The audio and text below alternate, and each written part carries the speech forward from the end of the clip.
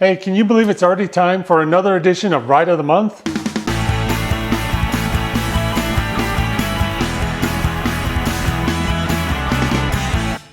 Hey, welcome to 41 Garage and Grill. If you like Jeeps, going on adventures, and occasionally throwing something on the grill, then this is the place for you, so smash that subscribe button right now. Today we're continuing the series we're calling Ride of the Month, just kind of showcasing a vehicle that we've seen somewhere in the path of our lives and sharing the story of it with you. Today is a really unique one. It's a Jeep that was built in America, lived most of its life in Australia, and then made its way back to America. I was at a Jeep show down in Georgia, met this man named Hank who owns the Jeep, and he was nice enough to take the time to share this story. So here it is, walking around through the scramblers and stuff, came across this Overlander. And Hank here, it's your Jeep. Yeah, so it's your Jeep, and if you don't mind, can you just give me a quick story about it, because it's got a real interesting story, being from Australia. Sure. I'll tell you what I know, because there's not a whole lot of information on these. Made in 1983 is a Jeep Scrambler in Toledo. It's made for Australia, for the Australian market. So it came with the World Cab hardtop, the right-hand drive, the floor shift, the Jeep 258, the 727 automatic.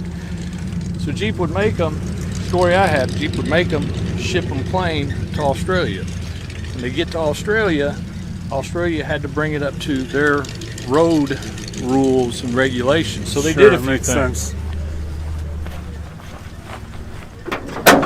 So they would, still has the Toledo build tag up here. But then Australia would put another tag on here that says it's the hard cab, World Cab 4-passenger Jeep. Same VIN.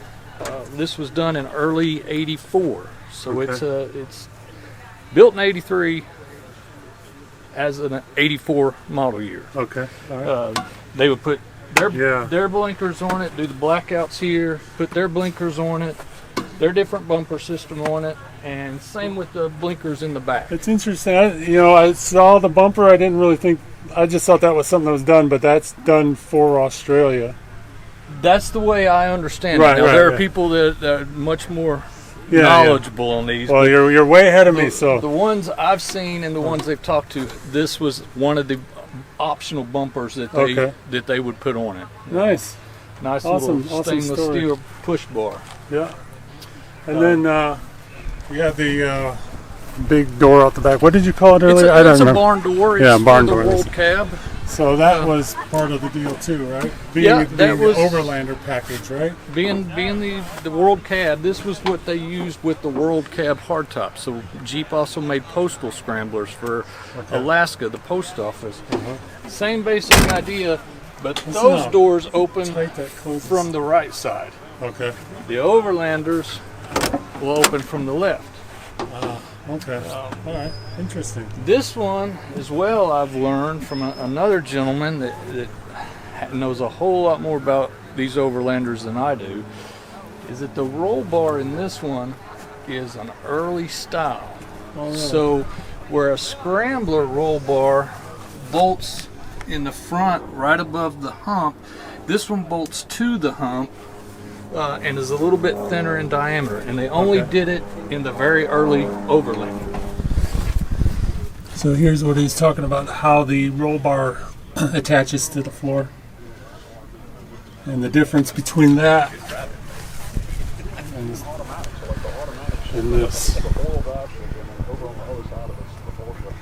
Okay, awesome. Interesting. Like, it's amazing all the little differences and nuances. And then you bought it through a friend of yours who had it. He's got a beautiful blue one. He's out of Dallas, Texas. He has a beautiful blue one, and his buddy asked him if he was interested in a second red one and bringing it over to the States. He bought it, and he decided he didn't need two of them in his shop. And I had just sold a different Jeep. Saw this one, got lucky, got in touch with him, talked it out, and I went to Dallas and picked it up. Cool. Yeah. Very awesome. So, yeah, that's it. I'm going to do a walk around a little bit, but that's the basic rundown of it. So, Thanks, Hank, for your Yes, time. sir. Thank Appreciate you. it. Yes, sir. So now we're down here comparing to this one that's down at the other end, and we're talking about how the barn doors open. Hank's opened on the left, being from Australia, and now this one here has the right-handed door. So, Yeah, this one's more like the postal, but now Yeah. this is Jody's, and he needs to speak in it because it's the only 86 that's ever been documented, I believe, really? with the troop seats Yeah. in the back. Yeah, let's get a shot of that because that's pretty neat. I don't know if my camera with the reflection, but you can see them through there. So, and it's clean as a whistle. Oh yeah, Okay, so what did you think of that one? Was that a cool Jeep or what? Living half its life on the other side of the world, making its way back to the United States, and it's a beautiful looking Jeep, right? So I appreciate you, Hank, for taking the time to talk to me about it and show me all those little details that I never would have known or even noticed some of those. And it was awesome. So hopefully you guys enjoyed it. Put something in the comments below what you liked about that Jeep and some of the things you thought were really unique about it. If you enjoyed this video, give me a big old thumbs up. And if you haven't already subscribed, please subscribe. Share it with your friends. Share it with your dog. Play it on your big screen TV out in the backyard so your whole neighborhood can see it.